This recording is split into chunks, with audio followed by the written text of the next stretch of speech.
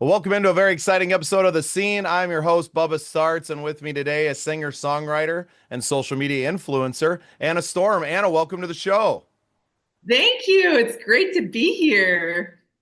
Oh, it's great to be back home. I was telling you right before we jumped on, I've spent the last 2 weeks out at the Sturgis motorcycle rally. I had the time of my life, but I am so grateful to be back here in the studio and with such a lovely new guest. Anna, for myself and everyone else, why don't you tell us a little bit about your backstory? And we're going to talk about that new single you got coming out soon, One More Margarita. Oh, it's already come out actually, June Let's 24th. go.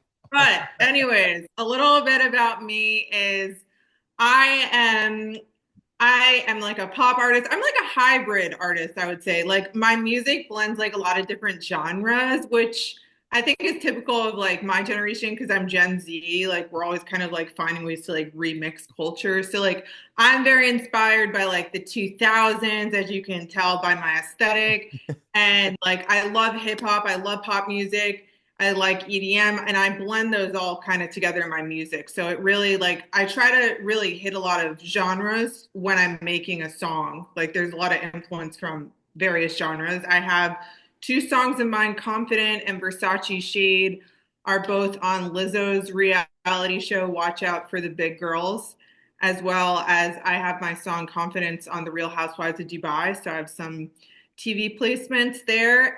And a lot of my message, like my hashtag is hashtag Slaylife, and I'm really active on TikTok and Instagram and Snapchat. And basically, Slaylife is all about like living your best life and just like not giving a fuck about what anyone has to say, just going out there killing shit. And I think my followers, aka my stormtroopers, really resonate with that message. Like I'm all about empowerment and just being authentically yourself. And I think my music reflects that too. Yeah, well, and it must to kind of get those sync placements on shows like that, a brand, especially like Lizzo's, which is very much the same. I don't give an F who thinks what about me. So yeah, hey, that's the very cool. Very cool. You may be one of our first guests that's had not just sync placements, but on TV, on reality TV. Can you talk a little bit about that process? For a lot of our listeners are the artists that are on the show as well. Talk a little bit about the process of getting a sync placement like that onto a national TV broadcast. Yeah, so the process of that is I actually I found, and I'm very like social media savvy. Like I basically got that because I networked on Instagram with this battle rapper from New York named Lady Luck. Shout out to Lady Luck. And she had a sync placement company, and I ended up doing a record with her. And she just showed her catalog to the different TV shows, and they happened to choose my song. So it really came through like networking, and that's why like social media has been such an instrumental part in my brand. Like everything from, the sync placements to just my fan base, because like I've gotten such a good fan base from TikTok, like younger Gen Z, Gen Alpha, just from being active on those platforms. So like I think as far as like listeners, if they want to know how to get sync placements or just like to accomplish anything nowadays, like build your brand on social media and learn how to use it. Right. And it feels like a broken record because I've been in this business for a long time and I haven't always kept up the best with, new trends. I was late to the TikTok game. A couple years in prison didn't help me there. Time moves very slowly Oh there. And when shit. you get out, it's a whole new world and you're 30 something years old and you're like, shit. But we've caught up a lot. And obviously, TikTok has been huge for bringing in new fans for a lot of our friends around there, whether there be artists or influencers, either one. And so, yeah, it's so important for any artist or business to have a social media present and not just to like have a Facebook page and to just let it sit there. You have to be engaging with You people have to be all the time. engaging with people all the time. And like I know for me too, like I've had a Facebook page for a while, but like I find that I'm not as active on Facebook as like some of the others just because my audience doesn't have Facebook. You know what I mean? So you have to like know your audience too and like what kind of resonates with like your demographic, like the social media platforms that are most effective. Yep, and I think that's something that we can all learn more about all the time. Do you share a lot of tips like that? Like, what is your kind of obviously you have the Slaylife platform, but are you kind of engaging with other creators and kind of helping out that younger generation of creators and teaching them as well?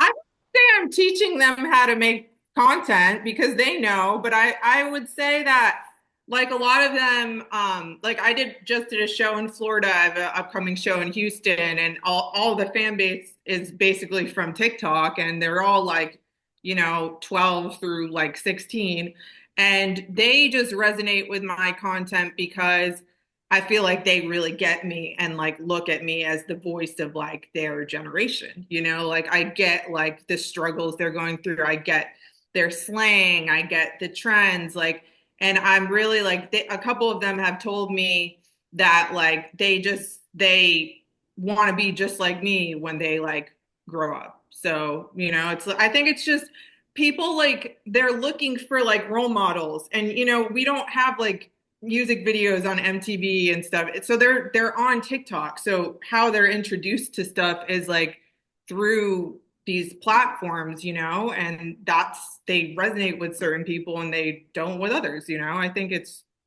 just the medium nowadays. Right. Well, and I think you touched on something that I've never really thought about, but influencers of today are the pop stars of yesterday, right? I mean, Yeah. these Yeah. people are looking up to you, maybe as girls my age growing up looked up to a Britney Spears or Christina Aguilera, right? Yes, yes, yes. Hmm. That's exactly it. Yeah, because they don't, a lot of them, I mean, maybe they know who Britney is, but it's not like they're like huge fans. Like they don't have like posters on their Well, wall. and honestly, somebody who's 12, Britney's probably old enough to be their grandma at this point, you know? That's true, dead ass. Yeah.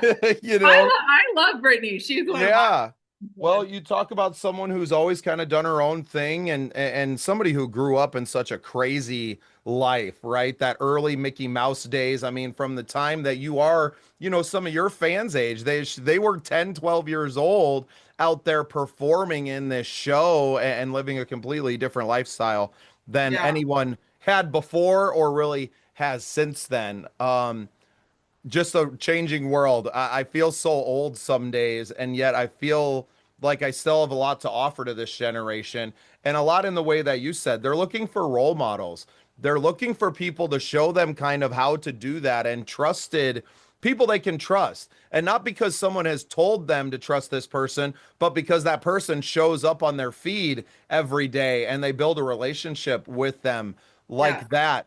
Do you when do you feel like you really got the hang of not just your content, but of your brand? I'm assuming that all of this that I'm seeing now has been an evolution to the Anna Storm that we see today. What is it a long course for you to kind of figure out what that platform is that you wanted to be? Or were you like out of the box, this is Anna and I'm ready to go?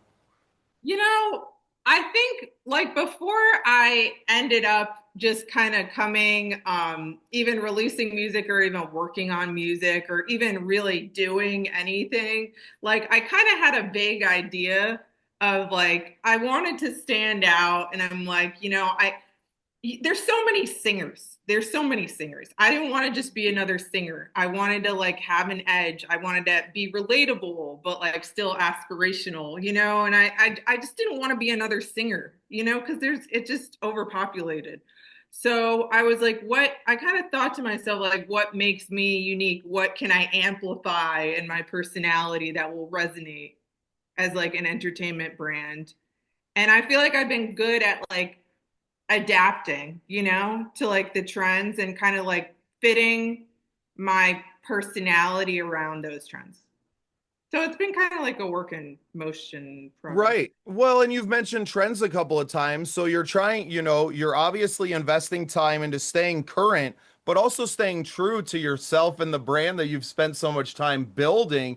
Do you feel like that's a struggle to maintain your individuality while also trying to stay up with the current trends, especially as fast as the music business and entertainment business are moving? Actually, I don't really think that's hard. I basically think that a huge contributor to that has just been like just being super active on TikTok, like not only creating content, but like watching the content on TikTok, because then it's, if you're able to kind of grasp like what's kind of in and what's like hitting, then you can, I feel like it's been easy for me to like fit that into my personality. Maybe that's my problem with TikTok. I'm not engaging with the platform as a consumer.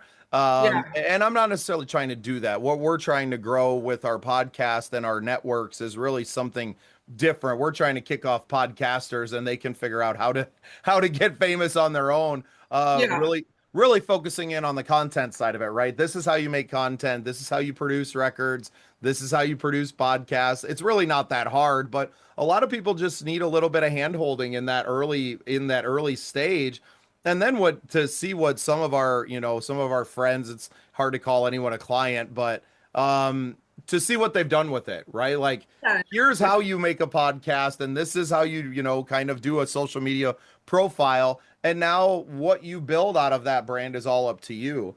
It's such a different world than even when I got out of, I mean, 2018, I got out of prison. And in those 7 years, I feel like things have moved double time from where they were Yeah. moving before, if not faster. So Definitely. Definitely. awesome, Anna. Well, we talked a little bit off the hit about your new song, One More Margarita. Tell us some more.